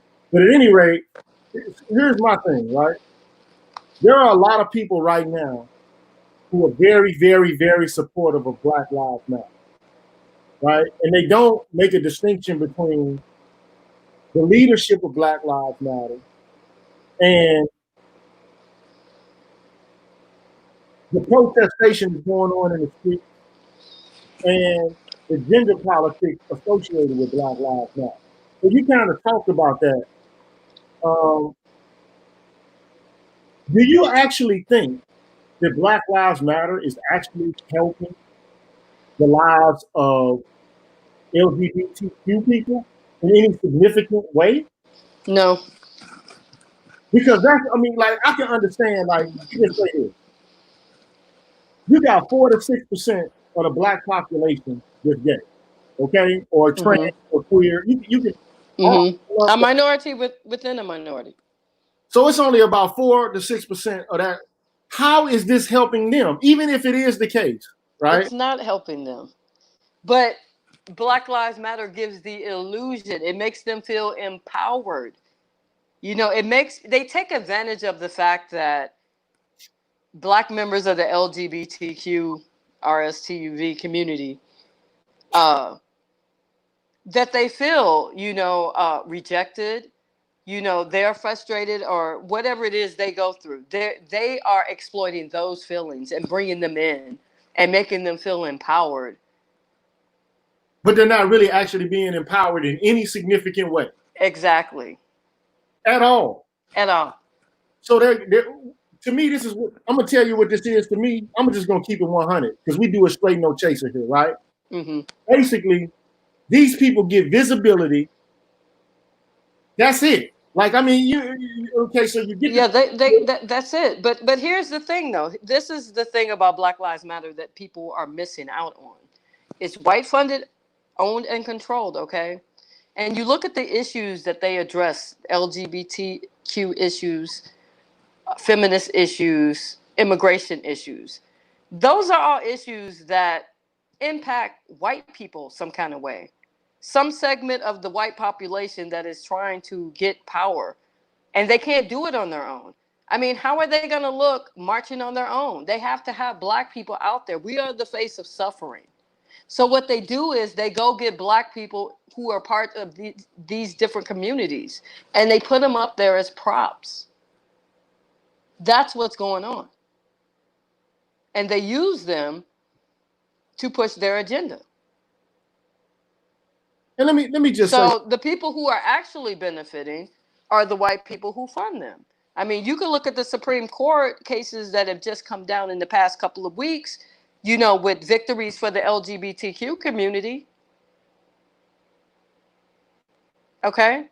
They've just had victories. I mean, for the immigration community. Where is our victory? If all of this was built off of black pain and suffering, came about as a result of where is our victory? so I've said this before, and I'm gonna say this again. Ultimately, and I'm talking to the people in the LGBTQ community, if you just so happen to be listening, and if you ever tune in, this movement is giving you symbolic victory, but it's not Exactly. any type of material advantage to you or your group at all. In fact, there recently, who's the guy, the young black man who was autistic and queer, and he died by at the hands of the police? I can't. Oh, what was his His name is name? Elijah something. But I mean, the strong point I'm trying to make is this, and I'm going to echo you here, Nyota. Ultimately, Black Lives Matter is an organization that echoes and basically piggybacks on the larger issues related to white people that they want to push forward. Mm-hmm. And they're using a black face in order to get what they want and to put their agenda forward. Because let me just say this: black feminism, all they did was piggyback on the second wave of feminism. And their talking points, for the most part, are exactly line for line the same, except for they add in race. They don't need to add in gender because the gender is already there for feminism. The gender component is already there. So intersectionality, all it does is it adds in the racial component, and there are a bunch of people getting paid off this. Oh yeah. And it ain't just in the nonprofit industrial complex that they're getting paid off this. Exactly. They getting paid off this in academia because a lot of people, if all you got to do is say, I'm an intersectional lesbian feminist, you got a job. I'm just keeping it 100, right? You got a job. Or all you got to do is be somebody that writes a book or somebody, that, works in that area and does, writing blogs or whatever the case. Boom, you got a job. All you got to be somebody is be somebody who is willing to put that kind of work in the context of a movie, a television show, or a play. Boom. Yes, because that's what they're pushing right now, and it's well beyond that. I was on, what was it? I think it was Hulu, and they have like a whole section dedicated to black trauma porn. You know what I'm saying? And I'm looking at this like, are you kidding me? Just documentaries about everybody, all these people who were murdered by police. And the sad part of it all to me is, this is what's sad about it. So now you got a group of white folks who already have a pre-established agenda, and you got a group of black people who are piggybacking on that agenda because they're also members of, the subgroups in the community who just so Exactly. they just. And if you notice, it's the same across the board with any group that does not, any black group that does not identify as black first. Okay, whether it's the feminists, the LGBTQ, immigrants, Right. the ones who put party before being black, all of them who put something else before being black. Like, if they can figure out a way to finesse themselves in with the dominant society as part of that subgroup, then yes, that's what they're doing. They're being used for that purpose, to pass their agendas. But here's my thing. My viewpoint is this, right? Black death ain't gonna stop, right? I mean, right now they got this idea that, okay, like, defund the police. I don't know what that actually means because I don't see white people in any shape, form, or fashion defunding the police, specifically when they are going to elect a a president, if they can, Joe Biden, right? Who was the one who was responsible for authoring in the crime bill in the first place. He is the very embodiment of the police state. He's the one that voted in the law. So you mean to tell me they're going to start? And he already came out publicly and said, "I don't agree with that idea about defunding Oh, the." that was the first thing he let it be known. And let me just keep it 100. Like just so you don't know, because this is a man-centered channel. Okay, Mm-hmm. ain't no way on God's green earth anybody that's a feminist is going to try to dismantle the police force. I'm just telling you right now. I'm gonna tell you why. Because they rely on the police force to police black men. I'm telling you right now. That's the fact. The police in this culture and in this society arrests, the only group that's arrested more than black men are Native Americans. That's it. Okay? But they don't have the same amount of numbers that we have. But the point I'm trying to articulate here is there is no way on God's green earth that the feminist establishment that is basically trying to make boogeymen out of black men is going to dismantle the police state because they need the police state to come and arrest you when some poor little hapless white woman or a black woman calls them. I'm just keeping it 100. That's just the system, man. You see what I'm saying? So, and I look, mean, of course they're not going to vote to defund the police. They're not going to do that. I mean, look at these black women who are mayors. You know, of these different cities, Chicago, Atlanta. The sister that was up in what's the one that went to federal prison? In Baltimore. oh yeah, this yeah. Hmm. I mean, and I mean, look at the candidates. Look at Kamala Harris. You know, so they definitely have an agenda, and that's one of the things that's not being addressed. It's not being talked about. It's like I, I I don't know, man. The way they have this position is like it's either or. You know, it's either this or it's that, and whichever it is going to be anti-black and definitely anti-black male. Yeah, this is tragic to me because, in my viewpoint, there is black men are hemorrhaging so badly. Like we need to be in triage. I'm just telling you, like when it comes to incarceration, when it comes to like death from like environmental causes because of the violence that we are enacting on ourselves, Mm-hmm. when it comes down to violence, domestic violence, I mean, black men are subjected to domestic violence also. I mean, and it's higher than white folks, and black women are subjected to it as well. But I always like to illustrate and point out the fact that domestic violence in the black community or any other community tends to be bi-directional more often than not, right? But it's something that we don't really actually talk about. But if black men aren't also involved in the conversation, I don't see there being any solution to any of the profound problems that are taking place in the black community. I just don't see it happening, right? Because they're part of the community. You can't leave out part and try to work on all of the issues related to one demographic without also interpolating the It issue. takes everybody. It takes everybody. It takes everybody. And the thing that gets me about, you know, Black Lives Matter and specifically with this discussion about black feminists is how they and I don't know, it's the hypocrisy because it's like they have all lives mattered black men. You know what I'm saying? Yeah, We're talking about the issues that specifically affect black men. And there are issues that specifically affect black men, the same way there are issues that specifically affect black women. And to talk about those issues doesn't take away from my issues. You know, I would think that it would be in my best interest to talk to brothers about those issues. You know what I'm saying? Because we need brothers. We're not going to win without brothers. That's not going to happen.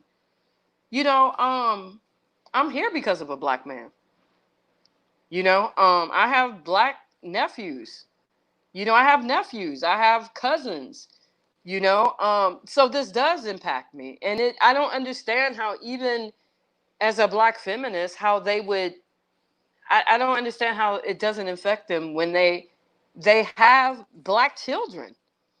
So I don't understand how they can just remove themselves from that. How does that work? Let me show you how it works. And this is gonna trip you out when you see this. Do you see that? Can you see Wow. that, Nyota? Yes. This, I mean, like this is what I'm saying right now, and what people don't. What I mean, but So what kind of sense does this make? I'm gonna tell you what sense it makes. No, Well, I'm gonna tell you what it means logistically for white supremacy. Okay, that's what I'm going to oh, explain. I know what it means for white supremacy. I'm talking about from a black feminist perspective. Like you look at, okay, let's just look at white feminists, okay? Okay. I've never seen white feminists write this kind of stuff about white men. I'm just saying. I haven't. Well, I mean, they've got their radicals too, though. Like, Well, I'm sure they do have their radicals, but they are the radicals in black feminists. This is the norm. This isn't radical. right. This is the This no. is considered the norm. Right. And see, this is the problem, right? Because let me tell you, I've taken 3 graduate seminars in feminist philosophy. So I know it well. I've read everything from the first wave, Mary Wollstonecraft, all the way up to like the third, the fourth, and I mean whatever people would consider to be the 5th wave now. But uh, here's the deal: there are a group of moderate feminists who would consider, because there's no consensus within the feminist community. There isn't. Okay. I see. Now, the most radical feminists, they allow them to, have their banter. I mean, with any movement, you're going to have radicals, okay? Mm-hmm. Moderates and conservatives, and you're going to have people who fit into the norm. But you are right that the most radical type of feminism has become popular parlance in the black community. And it's misandric. It comes from people who are dysfunctional in the white feminist movement, like Kate Millett, Catherine McKinnon, Andrea Dworkin. These are people you might not know. I've talked about a few of them. Gloria Steinem, people who have dysfunctional family backgrounds, who bring that dysfunction into the black community by proxy, by to me it seems as if it was just some sort of top-down orchestration, just like you were talking about the Black Lives Matter movement, right? Mm-hmm. So you get a group of people who are sensitive to these issues, who might have suffered trauma themselves, who might come from a family background. As you know, it's not hard to see or to understand that a black family, by how they would be subjected to dysfunction just because of white supremacy itself and environmental poverty. But they're taking these narratives and making them popular, and it's misandry. And they're typecasting the very own members of their community in the same way the white people typecast those people. Typecast it.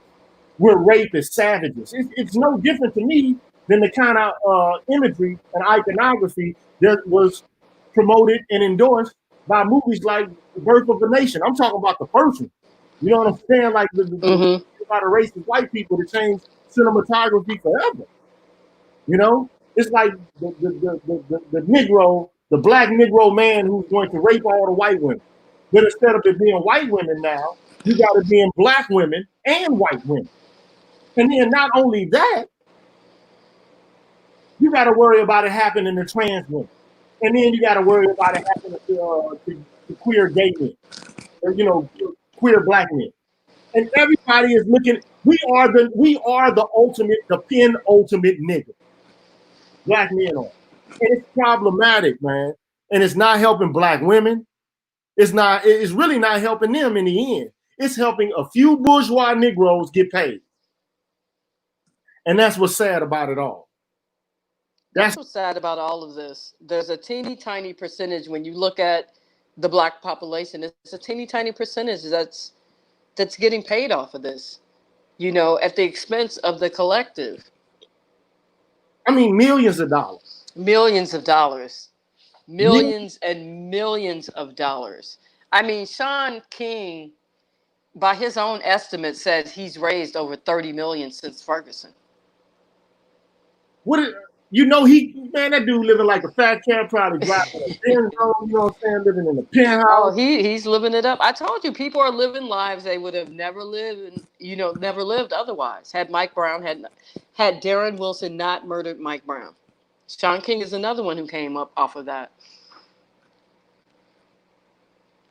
So what's the solution, Nyota? I mean, you know, like we talking about all the problems associated with this, and you know, look, here's my view on politics in general, whether it be in the black community or any other community. I told you earlier before we even got on, you know, the stream, that I'm a deliberative Democrat. I subscribe to deliberative democratic theory. And I think that certain procedures and norms ought to exist in the concept of dialogue and conversation such that everybody should be able to have input. The problem I'm having with black feminists at the current moment is that they want to decenter, marginalize, push to the periphery black male voices, heteronormative voices. It's not that we have a problem with them being whatever they are. It's just that they're drowning out everybody else's voices in the black community. That's unjust. It's not democratic. It's exploitative, and it's ridiculous to me. And at some point, it's got to change. And unfortunately, there are too many black people who are, to me, as far as I'm concerned, they're too simplistic, they're too gullible, and they have no political savvy whatsoever. That's my viewpoint, you know. But how do we rectify this? Like, what's the solution to this, yo? We got to build. We got to build our own. You know what I'm saying? We have to be in control of our voices and amplifying our voices.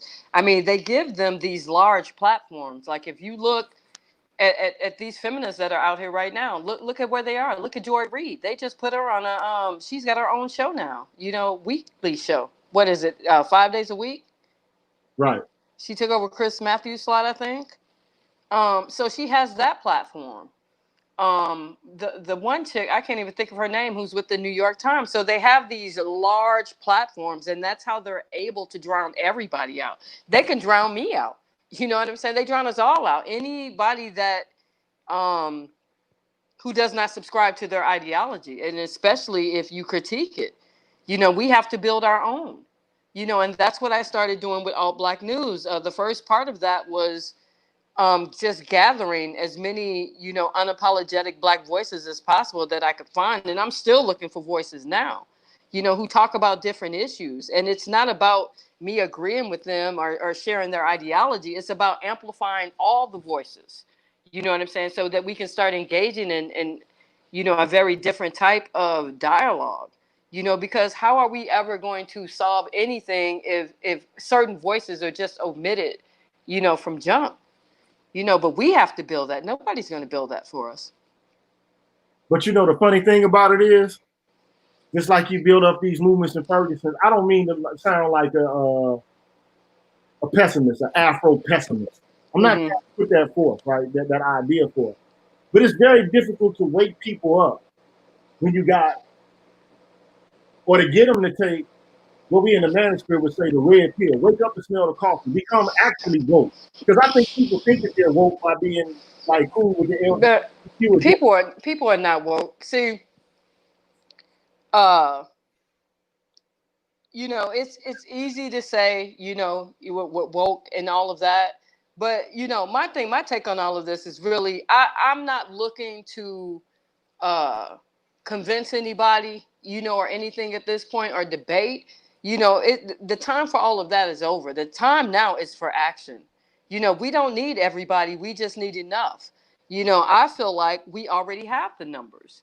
I look at the things just that I would say since 2016, since Hillary's campaign, and you look at new black media and the impact that new black media had, even way back when everybody just knew Hillary was a shoo-in, but you had voices, online, such as Tariq Nasheed, Professor Black Truth, the Black Authority. You know what I'm saying? These are all black men. You know Right. what I'm saying? Who were pushing. You had voices like mine. I'm a sister in St. Louis and Ferguson. So, I saw this go down. Hillary Clinton, she was parading mothers of the movement around. Mike Brown's mother was one of those mothers. You know what I'm saying? Right. So, despite all of that, she lost.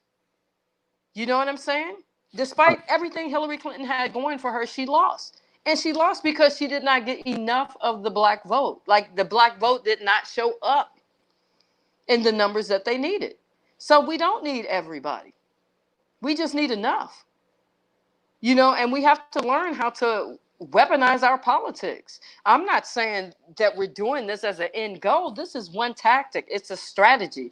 We have to be able to fight them on whatever playing field, whether it's politics, finance, in the nonprofit sector, the sports and entertainment industrial complex, because that exists also.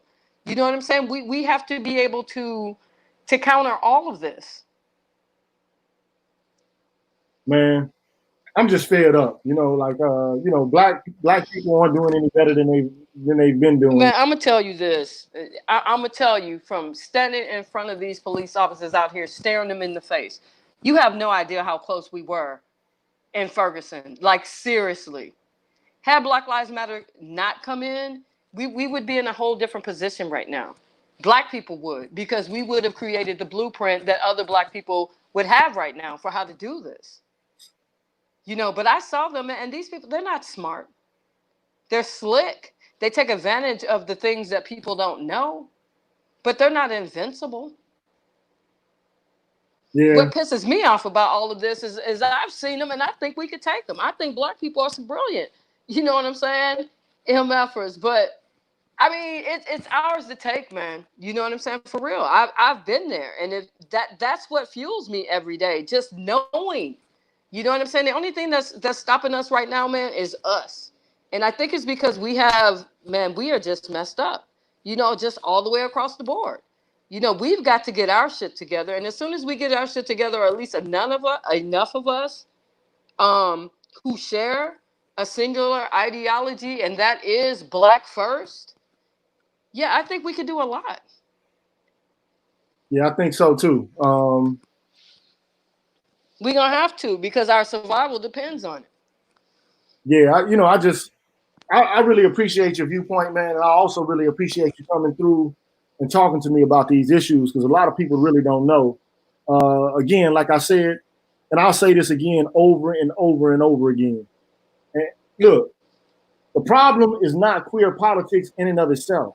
I don't have a Mm-hmm. problem with that. I have a problem with white people coming in, creating a platform, trying to divert funds to propel their own politics, and then using black people's death as a springboard to do it. And I also have a problem with black people in the gay community trying to use the same thing to get rich and exploit Mm-hmm. the sisters in the jungle while they on the plantation, while they in the master's house, soaking up all the AC, what I'm saying, and enjoying the trappings of the crumbs that get filtered down to them. I think that's plantation I politics. hear you, and I'm in total agreement. You know what I'm saying? Darren Sills was murdered, working to expose this. You know, the reason I came on your show, was to expose this, to talk about this. Every opportunity I get, to talk about this. We can't stop, because, like you said, a lot of people, they don't know what's fueling this. They just see what's happening on the surface, and they think, oh, Black Lives Matter. And meanwhile, when you look beneath the surface, it's like this is really hurting us. Yeah, It's really hurting us, and the only way it's going to stop is we have to stop it. You think they're going to stop on their own? no, they ain't gonna stop on their own. You know what I'm saying? They're not gonna stop on their own. But here's the slickness of it, though, Nyota. Here's the slickness. The slickness of it has to do with the idea that if you're critical of the members of the LGBTQ community, or if you're critical of black feminists, then you get typecast as misogynist, then you become angry, then you become homophobic, or you become transphobic. So any progress that you halt towards people who belong to this subgroup of black people, you're Mm-hmm. going to be called anti-black misogynist, I'm, anti-black trans, anti-black homophobic. So it's I'm going going to uh, I'm going to give you a link that I want you to share in the description, and it's going to be to a screenshot, or actually, I think I'll go to the Internet Archive and get the actual link on the website that I'm going to send you to. And it's of Netroots. Have you heard of Netroots? I have not. Okay, Netroots. I'm not sure of the web address. I don't think it's netroots.com, but I'll find out and I'll send it to you. That's what they learn all of this. Um, that's where they learn the talking points. That's how they learn how to use hashtags, how to push back, how to switch the narrative. I'm going to send you the actual Netroots that they had in St. Louis in 2014. Okay. And you will see like exactly what they were on. I think it may have been 2015, but you'll see exactly what they were on. I mean, everything. And when you see this, you will be so shocked because it's all so calculated and orchestrated down to the websites. Like back during that period, all of them had similar looking websites, similar templates, similar colors, similar language. I mean, everything is the same. Yeah. So that's how they all get on code. They learn this. There's the actual convention that they go to I mean, how to switch everything, how to switch the narrative and ways to divide us, and all kinds of things. Yeah. So you really have to see that when you see that, then you'll have a real understanding of like, this is really an industry. You know what? Please send me that link. Yeah, it's like they're like telemarketers. They have a script. You know what I'm saying? This is what you say. This is what you do under these circumstances. Yes. And I think you will be really surprised. and let me And just you'll be also, let me say this really quickly. You'll be surprised to see the things that they were on at that time. Like, I don't think there's anything about black men. Nothing. Like, absolutely nothing. The whole purpose in them convening was for Mike Brown and Ferguson. But they were talking about LGBTQ, queer, I mean, all kinds of other things that had absolutely nothing to do with Mike Brown, Ferguson, the protests.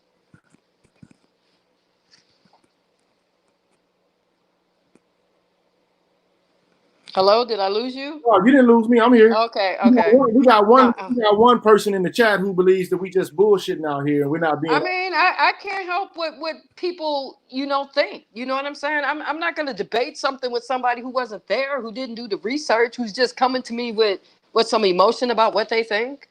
Right. Damn that. You know Right. what I'm saying? Darren Sills is dead. Is that a hoax? True indeed. True indeed. Well, look, let me just say this, just so people don't know. I'm an academician, and I just so happen to know where all of the talking points of all of this come from. The talking points come specifically from a document called the Combahee River Collective Statement. That's where it all comes from. And in that statement, you hear a discussion against what they consider to be the four pillars of oppression to them. It is sexism, it is racism, not only that, right? It is heteronormativity and classism. Those are the things that they say they want to combat and that they want to resist against. All of that has matriculated from then to now. The playbook is not changed, it's no different at all. It's like seeing a different iteration of Windows, for your computer, or seeing a different iteration of a Macintosh operating system. It's all the same. And what is happening is people have become ideological zealots, and we have to change it. And until we change it, we're gonna get more and more and more and more and more of the same. So, Let me address LSN in the chat.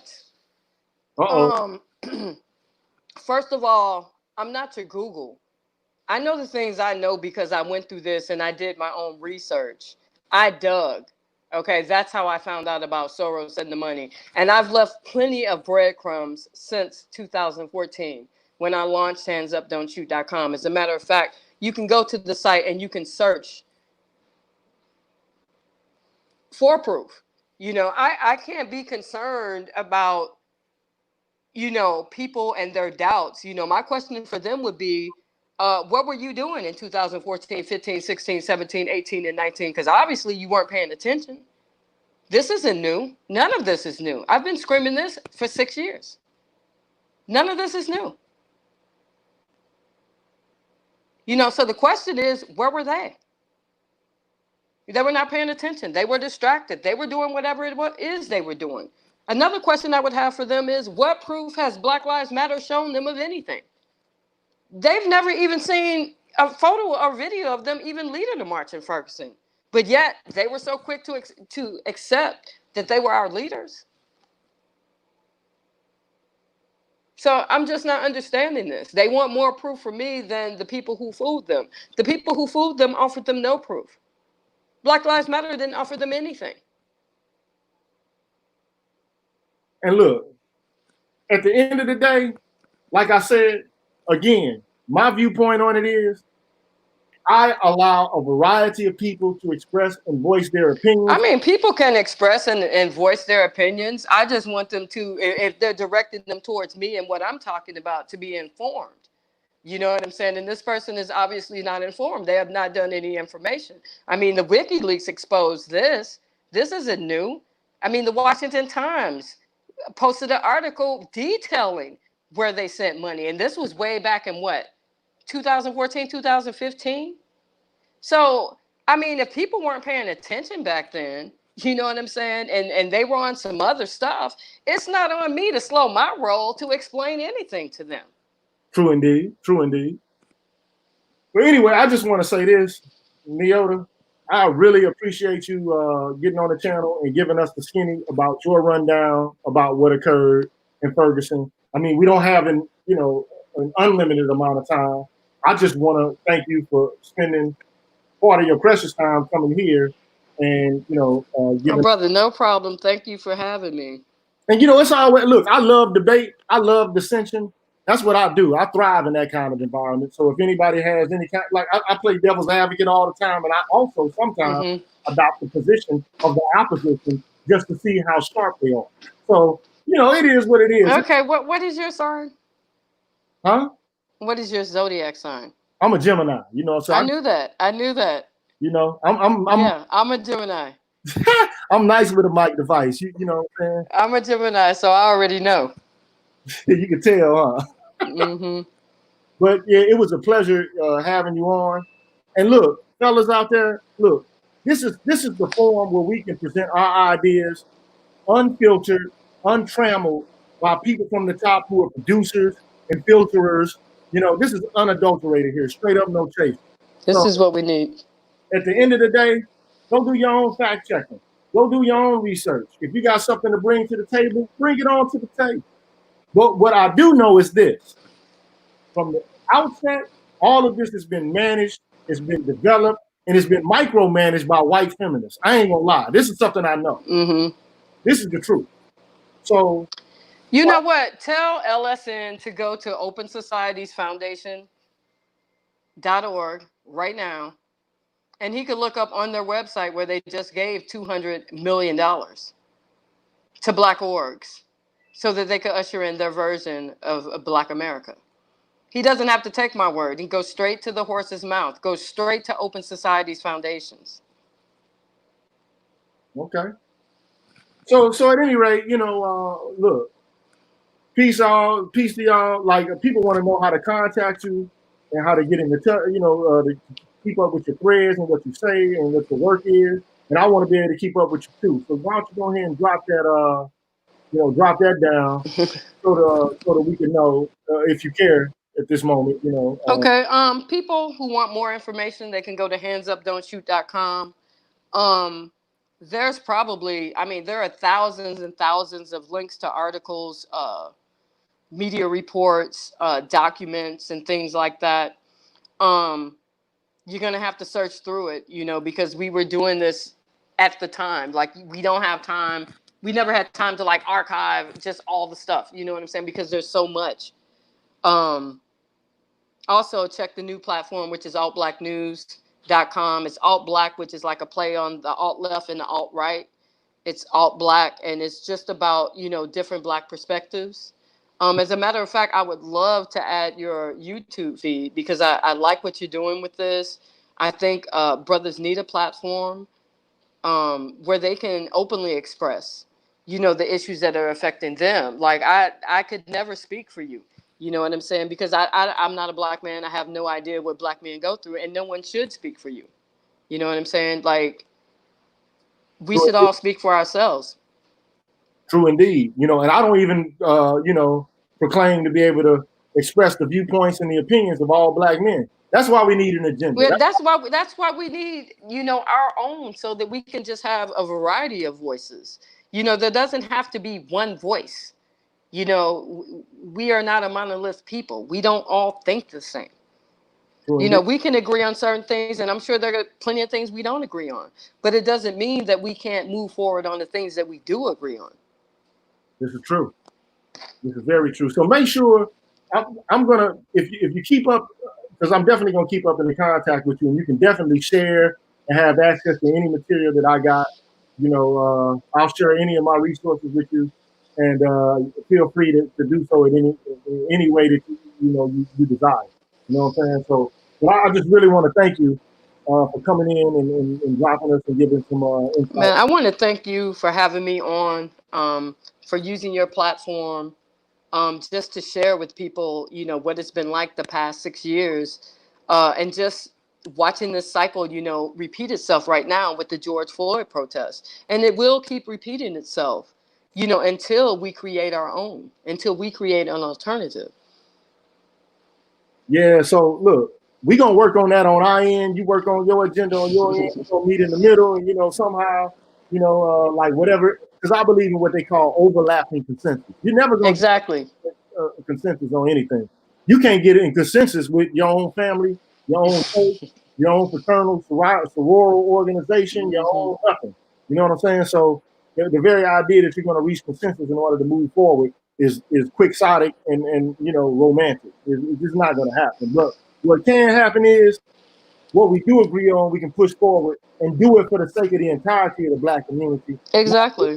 Not little small little demographics that they got their own little niches. Because at the end of the day, and this has been my viewpoint the whole time.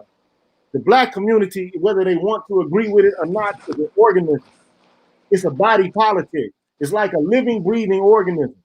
And you can fix up one part of it and heal the heart and get that all working right. But if the liver's all shot the hell out, guess what? You're going to have heart problems again.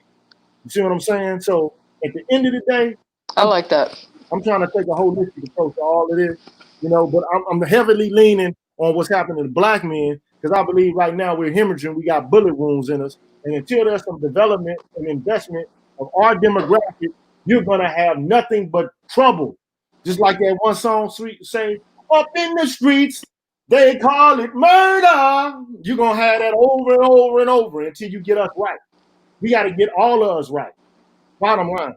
So it is what it is. Thank you so much for joining me. And for the listeners out there, please make a donation, support this channel. And thank you, my brother, Art, Mr. TV, Word is Bond, Michael Green. Thank you so much for the donation. And also, next time you tune in, it's going to be a talking with Tommy Curry. I know y'all don't want to miss that. So, Oh, brother Tommy Curry. yeah, so we're gonna have Tommy Curry up in the biz naive in this house. You know what I'm saying? So again, thank you so much for joining. And listeners, man, y'all be peaceful, man. And look, agree to disagree, but have a good day, man. If you can't show me love, show some love to yourself, bro. One. We out 5 check. Peace.